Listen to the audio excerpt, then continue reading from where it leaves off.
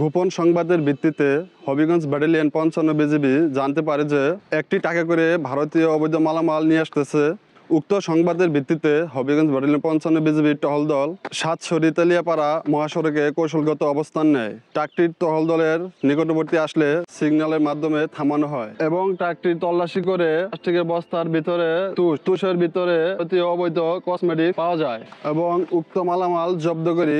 জব্দকৃত মালামাল যথাযথ নিয়ম অনুযায়ী কাস্টমসে জমা করি।